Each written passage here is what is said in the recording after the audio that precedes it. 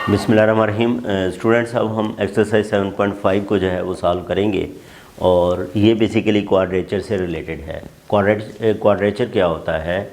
The process of finding the area of the plane region, that is known as quadrature.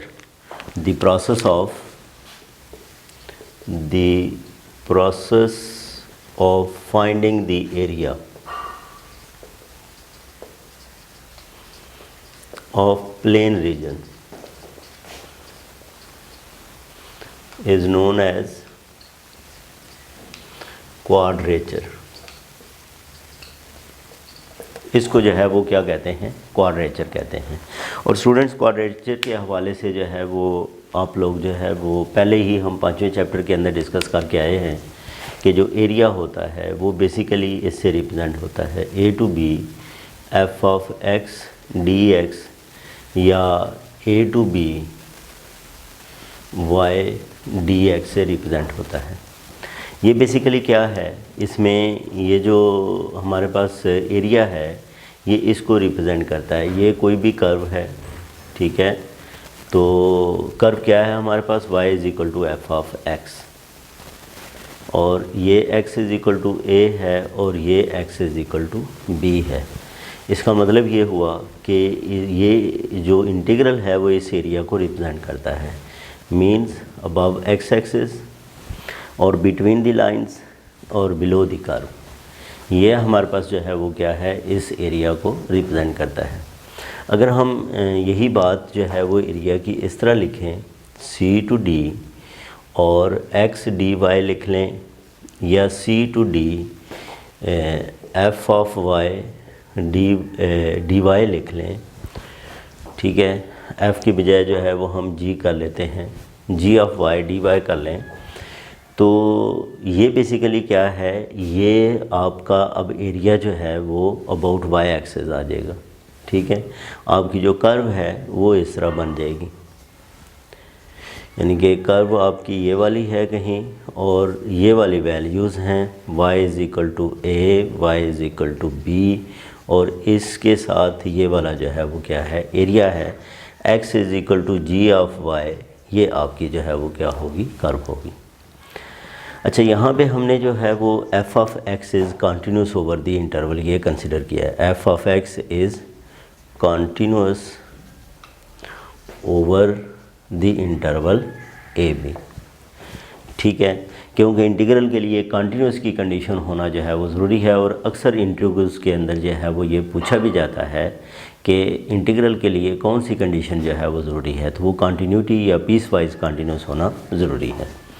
अच्छा, दूसरा ये है कि ये जो कर्व है ये एक्स एक्सिस को क्रॉस नहीं करती। अगर ये क्रॉस करे तो फिर हमें क्या करना होगा? मसलन हम एक और एग्जांपल जो है वो कंसिडर करते हैं। फ़र्ज़ करें ये हमारे पास कोई भी कर्व है और ये इसको जो है वो क्या करती है? क्रॉस कर जाती है। तो फिर हमें क्या करना होगा? इसको जहाँ पे क्रॉस करती है वहाँ पे वैल्यूज़ फाइंड करनी है। मसलन ये वाले जो है वो इसके क्या बन जाएंगे? पोर्शन हो जाएंगे, ठीक है? इसको आप फर्स्ट कह लें, इसको सेकंड कह लें, इसको थर्ड कह लें, और फिर हम जो है वो तीनों के जो एरियाज़ हैं उनका सम करेंगे तो हमारे पास क्या आ जाएगा? टोटल एरिया आ जाएगा। फिर ये होता है कि बाज़ औक़ात हमें दो कर्व्स के दरमियान एरिया का कहा जाता है। मसलन ये एक्स एक्सिस है, ये वाई एक्सिस है। अब ये कह लें कि एक हमारे पास कर्व ये है, दूसरी कर्व जो है वो ये है, और इसके दरमियान हमें कहा जाता है कि आप एरिया फाइंड करें। ये वाला एरिया जो है वो हमें क्या करना है? फाइंड करना है।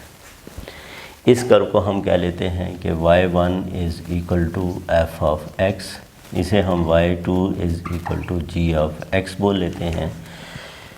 अब देखें, अगर आप इस कर्व को फ़िलहाल छुपा लें तो पूरे का एरिया हम फाइंड कर लेते हैं, फिर इस कर्व से रिलेटेड एरिया फाइंड कर लेते हैं, फिर दोनों का डिफरेंस लेंगे तो ये एरिया बिटवीन दी कर्व आ जाएगा, ठीक है? तो ये बेसिकली जो है वो बुनियादी है एरिया फाइंड करने की, या क्वाड्रेचर जिसको हम कहते हैं, वो प्रोसेस जिससे हम एरिया को फाइंड करते हैं। अब हम यहाँ पे एक एग्जांपल को कंसिडर करेंगे। अब स्टूडेंट्स ये हमारे पास एक एग्जांपल है कि एरिया हम फाइंड करना चाहते हैं और ये हमें ग्राफ है। ग्राफ बेसिकली क्या है, ये एक सर्कल है। अच्छा, अब इन क्वेश्चंस में एक बात याद रखें कि अगर आपके पास एक्स स्क्वायर गिवन है तो इसका मतलब ये सिमेट्रिक अबाउट वाई एक्सिस है, और वाई स्क्वायर गिवन है तो ये सिमेट्रिक अबाउट एक्स एक्सिस है। तो सिमेट्री का मतलब ये है कि अगर आप उस पोर्शन की जो है वो एरिया फाइंड कर लेते हैं तो बाकी आप मल्टीप्लाई कर सकते हो। जैसे फ़र्ज़ करें इसका अगर हम ग्राफ ड्रा ही कर लें तो ये बेसिकली क्या है, ये एक सर्कल है। ठीक है, ये क्या है, एक सर्कल है और सर्कल का ये ग्राफ बनेगा। इसका सेंटर ओरिजिन पे है, रेडियस इसका आर है, और यहाँ पे आपके पास जो है इसकी अगर आप वैल्यूज़ फाइंड करते हो तो ये R0 आएगा, ये -R0 आएगा। ठीक है। अच्छा, हम क्या करते हैं, ये वाला एरिया जो है वो फाइंड कर लेते हैं। बाकी क्योंकि सिमेट्री है, x axis about y axis भी सिमेट्री है, यानी कि अब ये कह लें कि इसके 4 पोर्शंस एक जैसे हैं। इस पोर्शन का हम एरिया फाइंड करेंगे तो बाकी 4 से आप मल्टीप्लाई कर लो तो एरिया क्या बनेगा। एरिया जो है वो बेसिकली जो है वो 4 times of area in first quadrant, means कि ये आ जाएगा। अब यहाँ पे ये देखें, हमने एक्स एक्सिस के हवाले से लिमिट्स लेनी है तो एक्स की variation x is equal to 0 है और इधर x is equal to r है। ठीक है, तो एरिया का फार्मूला क्या बनेगा, 0 से लेके r तक, और साथ आना है y इंटू डी एक्स। अब हमें गिवन है x square plus y square is equal to r square, y square is equal to r square minus x square, y is equal to r square minus x square square root. Plus minus आएगा, लेकिन हमें क्योंकि first quadrant में use करना है तो इसकी value हम पॉजिटिव ही लेंगे। तो ये क्या बन जाएगा, 4 टाइम्स 0 टू r, और y की जगह पे r square minus x square, इसका स्क्वायर रूट डी एक्स। अब स्टूडेंट्स, इंटीग्रल का आप लोगों को फार्मूले का पता है, वो क्या है कि a square minus x square square root d x, इसका इंटीग्रल इक्वल होता है x a square minus x square square root over 2 plus a square over 2 sine inverse x over a.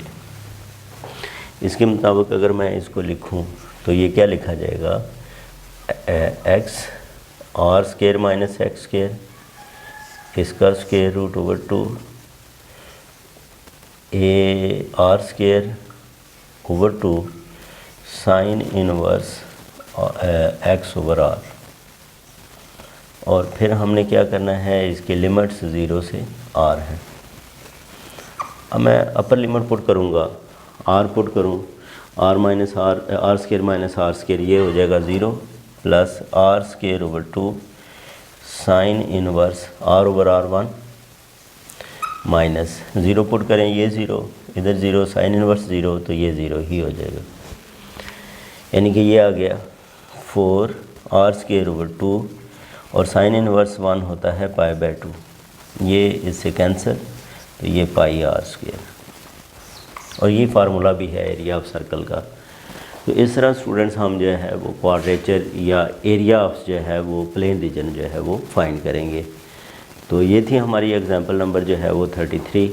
इसके बाद हम जो है वो एक्सरसाइज को सॉल्व करेंगे, एक्सरसाइज के क्वेश्चंस को जो है वो सॉल्व करेंगे।